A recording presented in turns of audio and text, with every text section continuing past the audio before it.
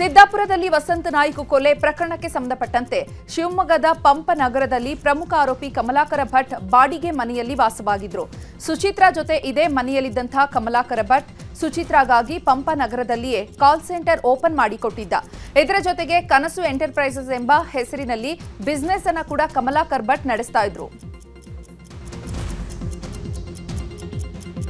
ಇನ್ನು ರೀಲ್ಸ್ ಆಂಟಿಗೆ ಕಮಲಾಕರ ಭಟ್ ಎರಡೆರಡು ಐಷಾರಾಮಿ ಕಾರು, ಬೈಕ್ ಅನ್ನ ಕೂಡ ಕೊಡಿಸಿದ್ದ.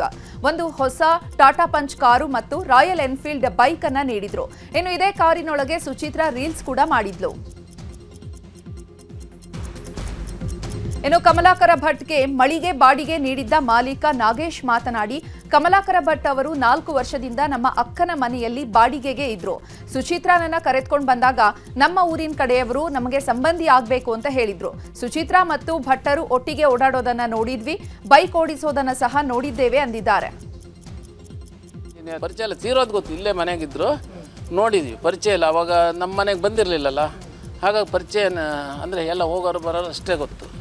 ಮತ್ತು ಆತ್ಮೀಯತೆ ಅಂದರೆ ಇಲ್ಲಿ ಬಂದ ಮೇಲೆ ನಮಗೆಲ್ಲ ಪರಿಚಯ ಆಯಿತು. ಆಮೇಲೆ ಅಲ್ಲಿ ಜಮೀನು ತಗೊಂಡ್ರು ಎದುವಳ ಮುದವಾಳದಲ್ಲಿ ಗೋಶಾಲೆ ಮಾಡಿದಾಗ ನಾವು ಅಲ್ಲಿ ಕಿರಣ್ ಅಂತ ಒಬ್ಬರು ಇಂಜಿನಿಯರ್ ಇದ್ದರು, ಅವರು ನಾವೆಲ್ಲ ಸೇರಿ ಕೆಲಸ ಮಾಡಿಸ್ತಿದ್ವಿ. ಅಲ್ಲಿ ದೇವಸ್ಥಾನ 3 ಆಗ್ತಾಯಿತ್ತು. ಅದು ಬಂದಮೇಲೆ ಇದು ಬಂದಮೇಲೆ ನಿಂತೋಯ್ತು. ಇವರೆಲ್ಲ ಇತ್ಲೆಗೆ ಎಲ್ಲ ಜನ ಬಂದಮೇಲೆ ಅವರು ಕಡಿಮೆ ಮಾಡಿದರು, ಅಲ್ಲಿ ಕೆಲಸ ಇಲ್ಲ. ಗೋಶಾಲೆನೂ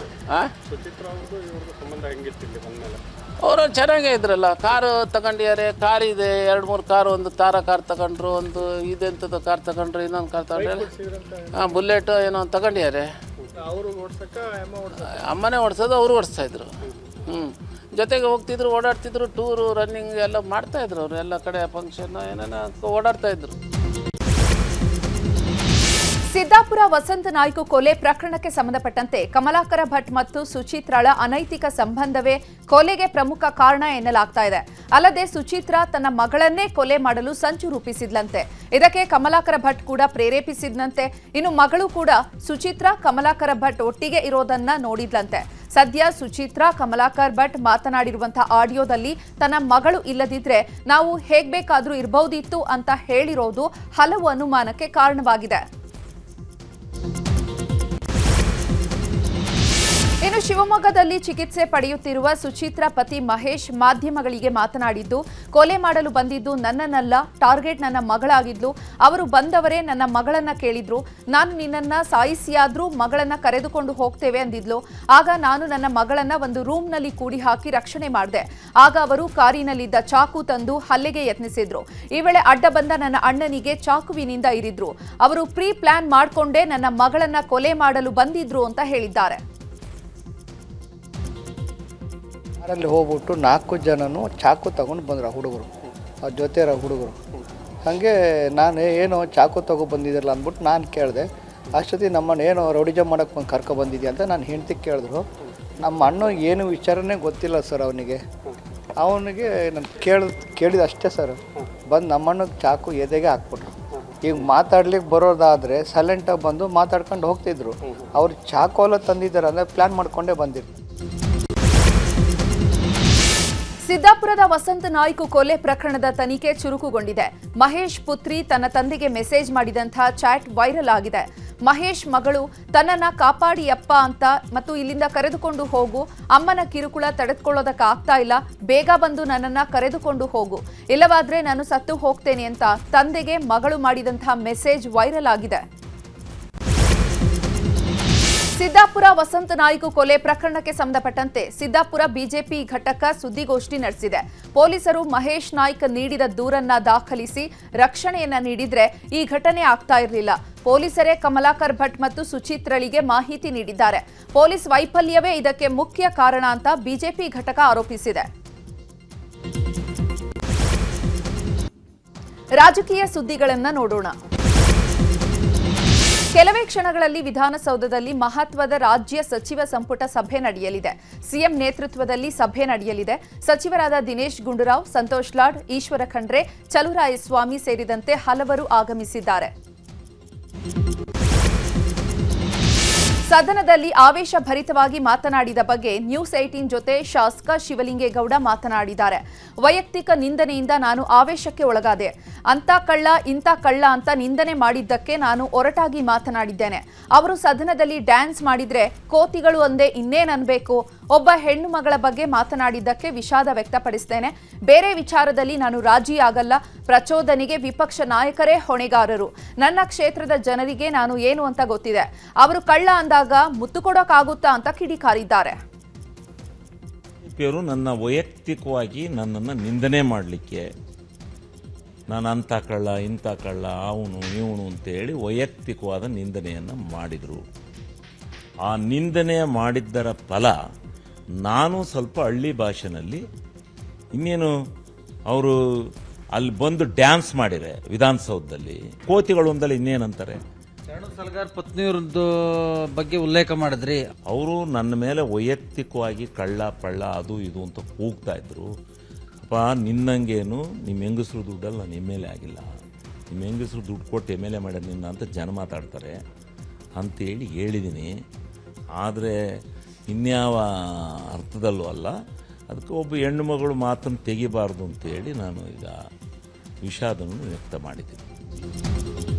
ಸದನದಲ್ಲಿ ಶಿವಲಿಂಗೇಗೌಡರ ನಡವಳಿಕೆ ವಿಚಾರಕ್ಕೆ ಸಂಬಂಧಪಟ್ಟಂತೆ ದೆಹಲಿಯಲ್ಲಿ ಬಿಜೆಪಿ ರಾಜ್ಯಾಧ್ಯಕ್ಷ ಬಿವೈ ವಿಜಯೇಂದ್ರ ಪ್ರತಿಕ್ರಿಯೆ ನೀಡಿದ್ದಾರೆ. ಶಿವಲಿಂಗೇಗೌಡರು ಹಿರಿಯ ಶಾಸಕರು. ವಿಪಕ್ಷ ಶಾಸಕರ ಟೀಕೆ ಮಾಡೋದು ಸಹಜ. ವಿಪಕ್ಷದ ಶಾಸಕರ ಬಗ್ಗೆ, ಅವರ ಧರ್ಮಪತ್ನಿಯ ಬಗ್ಗೆ ಮಾತನಾಡೋದು ಖಂಡನೀಯ.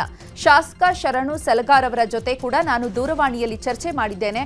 ಮುಂದಾದರೂ ಕೂಡ ಶಿವಲಿಂಗೇಗೌಡರು ತಮ್ಮ ನಡವಳಿಕೆಯನ್ನು ತಿದ್ದುಕೊಳ್ಳಬೇಕು. ಹಿರಿಯ ಶಾಸಕರು ಮಾದರಿಯಾಗಬೇಕು ಅಂದಿದ್ದಾರೆ. ಶಿವಲಿಂಗೇಗೌಡರು ಒಬ್ಬ ಹಿರಿಯ ಶಾಸಕರಿದ್ದಾರೆ. ಮತ್ತು ಅವ್ರು ಯಾವ ಪಕ್ಷದಲ್ಲಿದ್ದಾರೆ ಅದ್ರ ಬಗ್ಗೆ ಚರ್ಚೆ ಮಾಡೋದಕ್ಕೆ ಹೋಗೋದಿಲ್ಲ. ಆದ್ರೆ ಒಬ್ಬ ಹಿರಿಯ ಶಾಸಕರಾಗಿ ನಾವು ವಿರೋಧ ಪಕ್ಷದವರು ಟೀಕೆ ಮಾಡುವಂಥದ್ದು, ಸದನದಲ್ಲಿ ಬಾವಿಗಳಿದಾಗ ನಾವು ಹೋರಾಟ ಮಾಡ್ತಕ್ಕಂಥದ್ದು ಸಹಜ. ಆದ್ರೆ ಅವರು ಈ ರೀತಿ ನಮ್ಮ ಶಾಸಕರ ಬಗ್ಗೆ, ಅವರ ಕುಟುಂಬದ ಸದಸ್ಯರ ಬಗ್ಗೆ, ಅವರ ಧರ್ಮಪತ್ನಿ ಬಗ್ಗೆ ಮಾತಾಡ್ತಕ್ಕಂಥದ್ದು ನಾನು ಇದನ್ನು ಖಂಡನೆ ಮಾಡ್ತೇನೆ. ಮತ್ತೆ ಆ ಸದನದ ಪಾವಿತ್ರ್ಯತೆಯನ್ನು ಕೂಡ ಹಾಳು ಮಾಡುವಂತ ಕೆಲಸ ಮಾಡಿದ್ದಾರೆ. ನಾನು ಬೆಳಗ್ಗೆ ಶರಣು ಸಲಗಾರ್ ಅವರು ಕೂಡ ದೂರವಾಣಿ ಮುಖೇನ ಚರ್ಚೆ ಮಾಡಿದ್ದೇನೆ. ಅದು ಖಂಡಿತ ಸರಿಯಲ್ಲ. ಮುಂದೆ ಆದ್ರೂ ಕೂಡ ಶಿವಲಿಂಗೇಗೌಡರವರ ನಡವಳಿಕೆಯನ್ನು ತಿದ್ದುಕೊಳ್ಬೇಕಂತ. ಸದನದಲ್ಲಿ ಆರ್ಎಸ್ಎಸ್ ಕುರಿತ ಶಿವಲಿಂಗೇಗೌಡರ ಹೇಳಿಕೆಗೆ ಹುಬ್ಬಳ್ಳಿಯಲ್ಲಿ ಬಿಜೆಪಿ ಶಾಸಕ ಮಹೇಶ್ ತೆಂಗಿನಕಾಯಿ ಕಿಡಿಕಾರಿದ್ದಾರೆ. ಸದನದಲ್ಲಿ ಅವಾಚ್ಯ ಶಬ್ದ ಬಳಕೆ ಸರಿಯಲ್ಲ. ನಮ್ಮ ಮರ್ಯಾದೆ ನಾವು ಹಾಳು ಮಾಡಿಕೊಳ್ಳುತ್ತಿದ್ದೇವೆ. ಅಬಕಾರಿ ಇಲಾಖೆಯಲ್ಲಿ ಭಾರಿ ಅಕ್ರಮವಾಗ್ತಾ ಇದೆ. ಆದರೆ ಈವರೆಗೂ ಸಚಿವ ತಿಮ್ಮಾಪುರ್ ವಿರುದ್ಧ ಕ್ರಮ ಆಗಿಲ್ಲ. ಇದೊಂದು ಭಂಡ ಸರ್ಕಾರ ಅಂತ ವಾಗ್ದಾಳಿ ನಡೆಸಿದ್ದಾರೆ. ನಾವು ಶಾಸನಸಭೆಯಲ್ಲಿ ಮಾತಾಡ್ತಕ್ಕಂಥ ಅಸಂವಿಧಾನಿಕ ಪದಗಳನ್ನು ಬಳಸುವ ಮುಖಾಂತರ ನಮ್ಮ ವ್ಯಕ್ತಿತ್ವ ನಾವು ಹಾಳು ಮಾಡ್ಕೊತೇವೆ. ಬೇರೆ ಯಾರು ಹಾಳು ಮಾಡುವಂಥದ್ದಿಲ್ಲ. ಯಾಕಂದರೆ ದೇಶದ ಜನ, ರಾಜ್ಯದ ಜನ ಎಲ್ಲರೂ ನೋಡ್ತಾರೆ. ಸುಮಾರು 7 ಕೋಟಿ ಜನ ಕರ್ನಾಟಕದವ್ರು ನೋಡ್ತಾರೆ.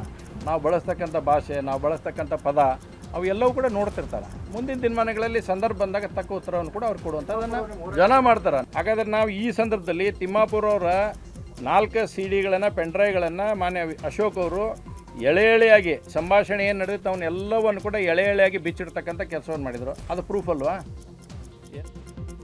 ಇನ್ನು ವಿಧಾನಸಭೆಯಲ್ಲಿ ಶಾಸಕ ಶಿವಲಿಂಗೇಗೌಡರ ಹೇಳಿಕೆ ಬಗ್ಗೆ ಚಿಕ್ಕಬಳ್ಳಾಪುರದಲ್ಲಿ ಶಾಸಕ ಎಸ್ಆರ್ ವಿಶ್ವನಾಥ್ ಕಿಡಿಕಾರಿದ್ದಾರೆ. ಶಿವಲಿಂಗೇಗೌಡ ಮಂತ್ರಿಯಾಗಬೇಕು, ಅದಕ್ಕೆ ಆರ್ಎಸ್ಎಸ್ ಅನ್ನ ಬೈತಾರೆ. ಶಿವಲಿಂಗೇಗೌಡನನ್ನ ಮಂತ್ರಿ ಮಾಡಬೇಡಿ ಅಂತ ವಾಗ್ದಾಳಿ ನಡೆಸಿದ್ರು. ಏನು ಚರ್ಚೆ ಮಾಡಬೇಕಾಗಿತ್ತು ಅದನ್ನು ಬಿಟ್ಟು RSS ನಾಯಿಗಳು, ನೀವು ನಿಮ್ಮಂಥ 100 ನಾಯಿಗಳು ಬಂದರೂ ನನಗೇನು ಮಾಡೋಕ್ಕಾಗೋದಿಲ್ಲ, ಕೋತಿಗಳ ಥರ ಕುಣಿತಾ ಇದ್ದೀರಿ, ಭಾಳ ಅವ್ಯಾಜ ಶಬ್ದಗಳಿಂದ ಬೈದರು.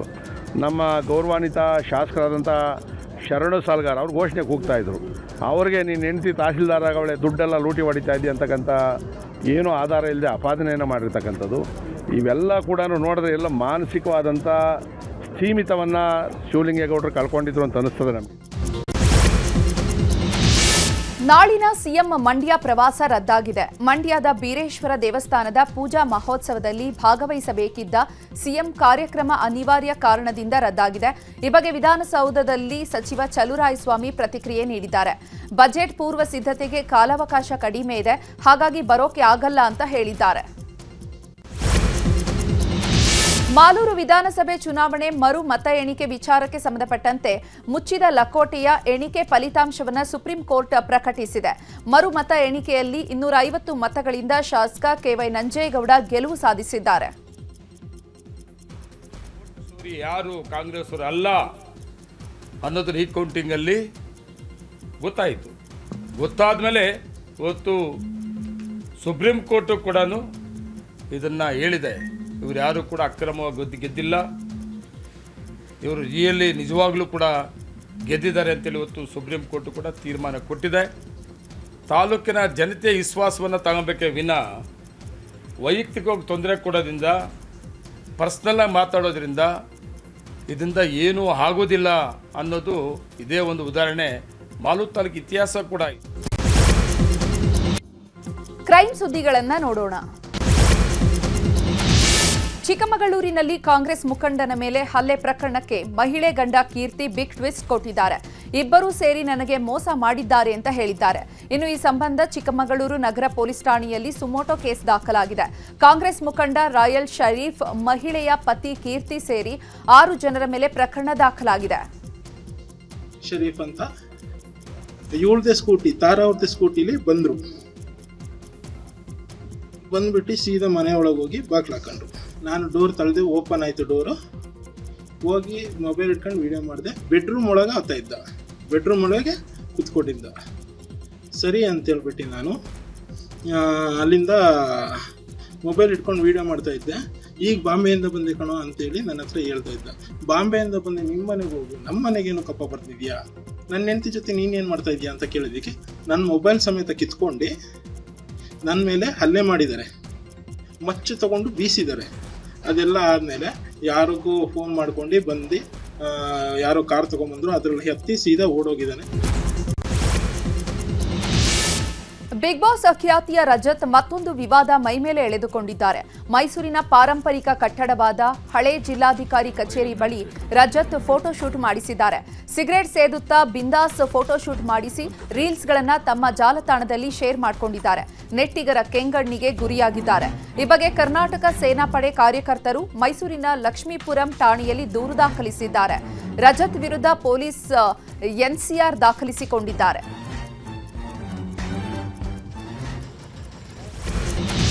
ಬನ್ನೇರುಘಟ್ಟ ರಸ್ತೆಯಲ್ಲಿ ಭೀಕರ ಸರಣಿ ರಸ್ತೆ ಅಪಘಾತ ಸಂಭವಿಸಿದೆ.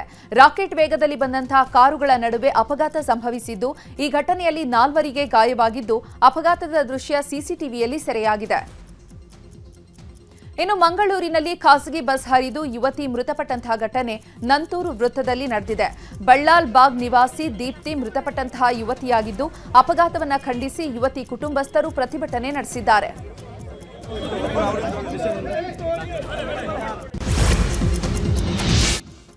ರಾಜ್ಯದ ಸುದ್ದಿಗಳನ್ನು ನೋಡೋಣ. ಸಾಲ ಕಟ್ಟದಿದ್ದಕ್ಕೆ ಖಾಸಗಿ ಫೈನಾನ್ಸ್ನಿಂದ ಮನೆ ಜಪ್ತಿ ಮಾಡಿರುವಂತಹ ಘಟನೆ ಚಿತ್ರದುರ್ಗದ ಕನ್ನೇಡಲು ಗ್ರಾಮದಲ್ಲಿ ನಡೆದಿದೆ. ಈಕ್ವಿಟಾಸ್ ಸ್ಮಾಲ್ ಫೈನಾನ್ಸ್ ಸಿಬ್ಬಂದಿ ಮನೆ ಸೀಸ್ ಮಾಡಿದ್ದಾರೆ. ಗ್ರಾಮದ ಕೋಮಲ ಎನ್ನುವವರು 1,80,000 ಸಾಲ ಪಡೆದಿದ್ರು. 70 ಕಂತುಗಳಲ್ಲಿ 35 ಕಂತು ಸಾಲ ವಾಪಸ್ ಕಟ್ಟಿದ್ದಾರೆ. ಕೋವಿಡ್ ಸಮಯದಲ್ಲಿ ಸಾಲ ಕಟ್ಟಲು ಸಾಧ್ಯವಾಗಿರಲಿಲ್ಲ. ಹೀಗಾಗಿ ಫೈನಾನ್ಸ್ ಸಿಬ್ಬಂದಿ ಕೋರ್ಟ್ ಅನುಮತಿಯನ್ನು ಪಡೆದು ಮನೆ ಜಪ್ತಿ ಮಾಡಿದ್ದಾರೆ. ಶಾಸಕ ಸತೀಶ್ ಸೈಲ್ಗೆ ಇಡಿ ಕೇಸ್ನಲ್ಲಿ ಹೈಕೋರ್ಟ್ ಜಾಮೀನು ಮಂಜೂರು ಮಾಡಿದೆ. ಲಿವರ್ ಕಸಿ ಮಾಡಿಸುವ ಹಿನ್ನೆಲೆ ಜಾಮೀನು ನೀಡಿದ್ದು, 8 ವಾರಕ್ಕೊಮ್ಮೆ ಆರೋಗ್ಯ ಸ್ಥಿತಿಗತಿ ಬಗ್ಗೆ ವೈದ್ಯಕೀಯ ವರದಿ ಸಲ್ಲಿಕೆಗೆ ಸೂಚನೆ ನೀಡಲಾಗಿದೆ. 5 ಲಕ್ಷ ಮೊತ್ತದ ವೈಯಕ್ತಿಕ ಬಾಂಡ್ ಹಾಗೂ 1 ಭದ್ರತಾ ಖಾತರಿ ಒದಗಿಸಲು ಷರತ್ತು ವಿಧಿಸಿ ಹೈಕೋರ್ಟ್ ಜಾಮೀನು ನೀಡಿದೆ. ಹಿರಿಯ ಐಪಿಎಸ್ ಅಧಿಕಾರಿ ರವಿ ಡಿ ಚೆನ್ನಣ್ಣನವರ್ ವರ್ಗಾವಣೆ ಮಾಡಲಾಗಿದೆ. ಕರ್ನಾಟಕ ಕಟ್ಟಡ ಮತ್ತು ಇತರೆ ನಿರ್ಮಾಣ ಕಾರ್ಮಿಕರ ಕಲ್ಯಾಣ ಮಂಡಳಿ ಕಾರ್ಯದರ್ಶಿ ಹುದ್ದೆಗೆ ರವಿ ಡಿ ಚೆನ್ನಣ್ಣನವರ್ ಅವರನ್ನ ವರ್ಗಾವಣೆ ಮಾಡಲಾಗಿದೆ. ಅಗ್ನಿಶಾಮಕ ಮತ್ತು ತುರ್ತು ಸೇವೆಗಳ ಡಿಐಜಿ ಆಗಿದ್ದಂತಹ ರವಿ ಡಿ ಚೆನ್ನಣ್ಣನವರ್ ಅವರನ್ನ ವರ್ಗಾವಣೆ ಮಾಡಿ ಅಂತ ರಾಜ್ಯ ಸರ್ಕಾರ ಆದೇಶ ಹೊರಡಿಸಿದೆ. ಮೆಟ್ರೋ ದರ ಏರಿಕೆ ಬಗ್ಗೆ ಬಿಎಂಆರ್ಸಿಎಲ್ ಅಧಿಕೃತ ಘೋಷಣೆ ಮಾಡಿದೆ. ಫೆಬ್ರವರಿ 9ರಿಂದ ಪ್ರಯಾಣದ ದರ ಏರಿಕೆಯಾಗಲಿದೆ ಅಂತ ಬಿಎಂಆರ್ಸಿಎಲ್ ಹೇಳಿದೆ. ಸದ್ಯದ ಪ್ರಯಾಣ ದರದಿಂದ 5% ಹೆಚ್ಚಳ ಮಾಡಲಾಗಿದೆ. ಇನ್ನು ಇದೇ ವಿಚಾರವಾಗಿ ಮಾತನಾಡಿದ ಬಿಎಂಆರ್ಸಿಎಲ್ ಸಾರ್ವಜನಿಕ ಸಂಪರ್ಕಾಧಿಕಾರಿ ಯಶವಂತ್ ಚೌಹಾಣ್, ಕಳೆದ ವರ್ಷ ಮೊದಲ ಬಾರಿಗೆ ದರ ಏರಿಸಲಾಗಿತ್ತು. ಹೀಗಾಗಿ ಈ ವರ್ಷವೂ ದರ ಪರಿಷ್ಕರಣೆ ಮಾಡಲಾಗಿದ್ದು 5%ನಷ್ಟು ದರ ಏರಿಕೆ ಮಾಡಿದ್ದೇವೆ. ಹೊಸ ದರ ಫೆಬ್ರವರಿ 9ರಂದು ಜಾರಿಯಾಗುತ್ತೆ. ನಿರ್ವಹಣೆ ವೆಚ್ಚ, ಆಡಳಿತ ವೆಚ್ಚ, ಸಿಬ್ಬಂದಿ ವೆಚ್ಚ ಎಲ್ಲವನ್ನ ಕೂಡ ನಿಭಾಯಿಸುವ ದೃಷ್ಟಿಯಿಂದ ದರ ಏರಿಸಲಾಗಿದೆ ಎಂದಿದ್ದಾರೆ. ಹೋದ ವರ್ಷಕ್ಕೂ ಈ ವರ್ಷಕ್ಕೂ ಸುಮಾರು 10% ಅಷ್ಟು ಹೆಚ್ಚಳ ಬರ್ತಾ ಇತ್ತು. ಹಾಗಾಗಿ ನಾವು 10% ಮಾಡೋಕ್ಕಾಗೋದಿಲ್ಲ. ದರ ಪರಿಷ್ಕರಣಾ ಸಮಿತಿಯ ರೆಕಮೆಂಡೇಶನ್ನು ಏನಿದೆ ಅದ್ರ ಪ್ರಕಾರ ನಾವು ಬರೀ 5% ಮಾತ್ರ ನಾವು ಮಾಡಬೇಕಾಗತ್ತೆ. 10 ವಲಯಗಳಲ್ಲಿ ನಾವು ನೋಡಿದಾಗ 10 ರೂಪಾಯಿ ಇರೋದು 11 ರೂಪಾಯಿ ಆಗುತ್ತೆ. ಆಮೇಲೆ ಮ್ಯಾಕ್ಸಿಮಮ್ 90 ರೂಪಾಯಿ ಇರೋದು 95 ರೂಪಾಯಿ ಆಗುತ್ತೆ. ಅಂದರೆ ಇವಾಗ ನಮ್ಮ ದರ ಪರಿಷ್ಕರಣೆ ಆಗ್ತಿರೋದು 1 ರೂಪಾಯಿಯಿಂದ ಕನಿಷ್ಠ 1 ರೂಪಾಯಿ, ಗರಿಷ್ಠ 5. ಇನ್ನು ಮೆಟ್ರೋ ದರ ಹೆಚ್ಚಳದ ಬಗ್ಗೆ ಬಿಜೆಪಿ ರಾಜ್ಯಾಧ್ಯಕ್ಷ ಬಿವೈ ವಿಜಯೇಂದ್ರ ಪ್ರತಿಕ್ರಿಯಿಸಿದ್ದಾರೆ. ರಾಜ್ಯ ಸರ್ಕಾರ ಅವೈಜ್ಞಾನಿಕವಾಗಿ ದರ ಏರಿಕೆ ಮಾಡಿದೆ. ಇದರಿಂದ ಪ್ರಯಾಣಿಕರಿಗೆ ಹೊರೆಯಾಗ್ತಾ ಇದೆ. ಇದನ್ನ ವಿರೋಧಿಸುತ್ತೇವೆ. ಇದರಿಂದ ಇದು ಗಾಯದ ಮೇಲೆ ಬರೆ ಎಳೆದಂತೆ ಆಗಿದೆ ಎಂದಿದ್ದಾರೆ. ಟ್ರಾನ್ಸ್ಪೋರ್ಟ್ ಸಿಸ್ಟಮ್ ಅಂದ್ರೆ ಮೆಟ್ರೋ ಅಂತಕ್ಕಂಥದ್ರಲ್ಲೂ ಕೂಡ ಈ ರೀತಿ ದರ ಏರಿಕೆನ ಜಾಸ್ತಿ ಮಾಡಿಕೊಂಡು ಈ ರೀತಿ ಹೊರಟ್ರೆ ಮಹಾನಗರ ಜನತೆಗೂ ಕೂಡ ಇದು ಹೊರೆ ಆಗ್ತದೆ. ಅಷ್ಟೇ ಅಲ್ಲ, ಬೆಂಗಳೂರು ಪರಿಸ್ಥಿತಿ ಇನ್ನೂ ಕೂಡ ಬಿಗಡಾಯಿಸುತ್ತೆ. ಅದರ ವಿಜಯನಗರದ ಹರಪನಹಳ್ಳಿಯಲ್ಲಿ ನರೇಗಾ ಬಚಾವೋ ಸಂಗ್ರಾಮ ಪಾದಯಾತ್ರೆ ನಡೆಯಿತು. ಹರಪನಹಳ್ಳಿ ಶಾಸಕಿ ಎಂಪಿ ಲತಾ ಮಲ್ಲಿಕಾರ್ಜುನ್ ಅವರ ನೇತೃತ್ವದಲ್ಲಿ ಈ ಪಾದಯಾತ್ರೆ ನಡೆದಿದೆ. ಗಾಂಧಿ ಪ್ರತಿಮೆಗೆ ಮಾಲಾರ್ಪಣೆ ಮಾಡಿ ಬಳಿಕ ಪ್ರತಿಭಟನೆ ನಡೆಸಲಾಗಿದೆ. ಪಾದಯಾತ್ರೆ ವೇಳೆ ನರೇಗಾ ಯೋಜನೆಯಲ್ಲಿ ಚರ್ಚೆ ಇಲ್ಲದೆ ಬದಲಾವಣೆ ಜಾರಿಗೊಳಿಸಲಾಗಿದೆ ಅಂತ ತೀವ್ರ ವಿರೋಧ ವ್ಯಕ್ತಪಡಿಸಿದರು. ನಟ ಸುದೀಪ್ ಮೈಸೂರಿನ ಚಾಮುಂಡಿ ಬೆಟ್ಟಕ್ಕೆ ಭೇಟಿ ನೀಡಿದ್ರು. ತಾಯಿ ಚಾಮುಂಡೇಶ್ವರಿಗೆ ವಿಶೇಷ ಪೂಜೆ ಸಲ್ಲಿಸಿ ದೇವಿ ದರ್ಶನ ಪಡೆದ್ರು. ಈ ವೇಳೆ ಅಭಿಮಾನಿಗಳು ಸುದೀಪ್ ಜೊತೆ ಸೆಲ್ಫಿಗೆ ಮುಗಿಬಿದ್ರು. ಸುದೀಪ್ಗೆ ಪಾಲಿಕೆ ಸದಸ್ಯ ಲೋಕೇಶ್ ಪಿಯ ಸಾಥ್ ನೀಡಿದ್ರು. ದೇಶದ ಸುದ್ದಿಗಳನ್ನು ನೋಡೋಣ. ಸಂಸತ್ ಬಜೆಟ್ ಅಧಿವೇಶನದ ಹಿನ್ನೆಲೆ ರಾಜ್ಯಸಭೆಯಲ್ಲಿ ಪ್ರಧಾನಿ ಮೋದಿ ಮಾತನಾಡಿದರು. ರಾಷ್ಟ್ರಪತಿ ಭಾಷಣದ ಮೇಲಿನ ವಂದನಾ ನಿರ್ಣಯಕ್ಕೆ ಪ್ರಧಾನಿ ಉತ್ತರಿಸಿದ್ದಾರೆ. ಈ ವೇಳೆ ವಿಪಕ್ಷಗಳು ಸದನದಲ್ಲಿ ಕೋಲಾಹಲ ಎಬ್ಬಿಸಿದ್ವು. ಈ ವೇಳೆ ಕಾಂಗ್ರೆಸ್ ವಿರುದ್ಧ ಪ್ರಧಾನಿ ಮೋದಿ ವಾಗ್ದಾಳಿ ನಡೆಸಿದ್ದಾರೆ. 25 ವರ್ಷಗಳಿಂದ ಕಾಂಗ್ರೆಸ್ ನನ್ನನ್ನ ದೂರುತ್ತಿದೆ. ನಾವು ಆಪರೇಷನ್ ಸಿಂಧೂರ್ ಮಾಡ್ತಾ ಇದ್ದೇವೆ. ಅವರು ನಮ್ಮ ಸಮಾಧಿ ಕೊಡಲು ಬಯಸ್ತಾ ಇದ್ದಾರೆ. ಕಾಂಗ್ರೆಸ್ಗೆ ಮೋದಿ ಸಮಾಧಿ ಮಾಡಲು ಸಾಧ್ಯವಿಲ್ಲ ಅಂತ ಪ್ರಧಾನಿ ಕಿಡಿಕಾರಿದ್ದಾರೆ.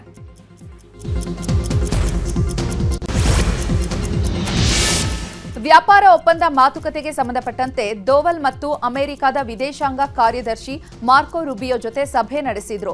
ಈ ವೇಳೆ ಅಮೆರಿಕದ ಒತ್ತಡಕ್ಕೆ ಭಾರತ ಜಗ್ಗುವುದಿಲ್ಲ. ಈ ಹಿಂದೆಯೂ ಮೋದಿ ಸರ್ಕಾರ, ಅಮೆರಿಕ ಸರ್ಕಾರ ಯಾವ ರೀತಿ ನಡೆದುಕೊಂಡಿದೆ ಗೊತ್ತಿದೆ. ಒತ್ತಡಗಳಿಗೆ ಬಗ್ಗಲ್ಲ. ಟ್ರಂಪ್ ಅಧಿಕಾರಾವಧಿ ಮುಗಿಯುವವರೆಗೂ ಭಾರತ ಕಾಯುತ್ತೆ ಅಂತ ದೋವಲ್ ಹೇಳಿದ್ದಾರೆ. ರಾಷ್ಟ್ರೀಯ ಅಧ್ಯಕ್ಷರಾದಂತಹ ನಿತಿನ್ ನಬೀನ್ ಅವರನ್ನ ಬಿಜೆಪಿ ರಾಜ್ಯಾಧ್ಯಕ್ಷ ಬಿವೈ ವಿಜಯೇಂದ್ರ ಭೇಟಿ ಮಾಡಿದ್ರು. ಈ ಬಗ್ಗೆ ವಿಜಯೇಂದ್ರ ಪ್ರತಿಕ್ರಿಯೆ ನೀಡಿದ್ದಾರೆ. 4 ವಿಧಾನ ಪರಿಷತ್ ಸ್ಥಾನಗಳ ಆಯ್ಕೆಯ ಕುರಿತಾಗಿ ಚರ್ಚೆ ಮಾಡಿದೆ. ಬಾಗಲಕೋಟೆ, ದಾವಣಗೆರೆ ಚುನಾವಣಾ ಕುರಿತು ಚರ್ಚೆ ಮಾಡಿದ್ದೇನೆ ಅಂದಿದ್ದಾರೆ. 5 ತೇಜಸ್ ಲಘು ಯುದ್ಧ ವಿಮಾನಗಳು ಭಾರತೀಯ ವಾಯುಪಡೆಗೆ ಹಸ್ತಾಂತರಿಸಲು ಸಂಪೂರ್ಣ ಸಿದ್ಧವಾಗಿವೆ. ಈ ಬಗ್ಗೆ ಸರ್ಕಾರಿ ಸ್ವಾಮ್ಯದ ಏರೋಸ್ಪೇಸ್ ದೈತ್ಯ ಹಿಂದೂಸ್ತಾನ್ ಏರೋನಾಟಿಕ್ ಲಿಮಿಟೆಡ್ ಮಾಹಿತಿ ನೀಡಿದೆ. ಪ್ರಧಾನಿ ನರೇಂದ್ರ ಮೋದಿ ಶನಿವಾರದಿಂದ 2 ದಿನಗಳ ಮಲೇಷ್ಯಾ ಪ್ರವಾಸ ಕೈಗೊಳ್ಳಲಿದ್ದಾರೆ. ಫೆಬ್ರವರಿ 7 ಮತ್ತು 8ರಂದು ಮಲೇಷ್ಯಾಗೆ ಭೇಟಿ ನೀಡಲಿದ್ದು, ಮಲೇಷ್ಯಾ ಪ್ರಧಾನಿ ಅನ್ವರ್ ಇಬ್ರಾಹಿಂ ಜೊತೆಗೆ ದ್ವಿಪಕ್ಷೀಯ ಮಾತುಕತೆ ನಡೆಸಲಿದ್ದಾರೆ. ವ್ಯಾಪಾರ, ಹೂಡಿಕೆ, ಇಂಧನ ಮತ್ತು ಕಡಲ ಭದ್ರತೆ ಸೇರಿದಂತೆ ದ್ವಿಪಕ್ಷೀಯ ಸಂಬಂಧ ಬಲಪಡಿಸುವ ಕುರಿತು ಉಭಯ ನಾಯಕರ ನಡುವೆ ಮಾತುಕತೆ ನಡೆಯುವ ನಿರೀಕ್ಷೆ ಇದೆ. ಭಾರತದ ವಿರುದ್ಧದ ಟಿ20 ವಿಶ್ವಕಪ್ ಪಂದ್ಯದಲ್ಲಿ ಬಹಿಷ್ಕರಿಸುವ ನಿರ್ಧಾರವನ್ನು ಪಾಕಿಸ್ತಾನದ ಪ್ರಧಾನಿ ಶೆಹಬಾಜ್ ಶರೀಫ್ ಪುನರುಚ್ಚರಿಸಿದ್ದಾರೆ. ಇಸ್ಲಾಮಾಬಾದ್ನಲ್ಲಿ ಫೆಡರಲ್ ಕ್ಯಾಬಿನೆಟ್ ಉದ್ದೇಶಿಸಿ ಮಾತನಾಡುವಾಗ ಟಿ20 ವಿಶ್ವಕಪ್ನಲ್ಲಿ ನಾವು ಭಾರತದ ವಿರುದ್ಧ ಪಂದ್ಯ ಆಡುವುದಿಲ್ಲ. ಈ ಕುರಿತ ನಮ್ಮ ನಿಲುವು ಸ್ಪಷ್ಟವಾಗಿದೆ ಎಂದಿದ್ದಾರೆ. ಅಮೆರಿಕ ಅಧ್ಯಕ್ಷ ಟ್ರಂಪ್ ಆಡಳಿತ ಆಯೋಜಿಸಿದಂತಹ ಕ್ರಿಟಿಕಲ್ ಮಿನರಲ್ ಮಿನಿಸ್ಟರಿಯಲ್ ಶೃಂಗಸಭೆಯಲ್ಲಿ 54 ದೇಶಗಳು ಭಾಗಿಯಾಗಿದ್ವು. ಇನ್ನು ಈ ಶೃಂಗಸಭೆಯನ್ನ ಅಮೆರಿಕದ ವಿದೇಶಾಂಗ ಕಾರ್ಯದರ್ಶಿ ಮಾರ್ಕೋ ರುಬಿಯೋ ಮತ್ತು ಅಮೆರಿಕದ ಉಪಾಧ್ಯಕ್ಷ JD ವ್ಯಾನ್ಸ್ ಹೊಸ ವ್ಯಾಪಾರ ವಲಯದ ಯೋಜನೆಗಳನ್ನು ವಿವರಿಸಿದ್ದಾರೆ.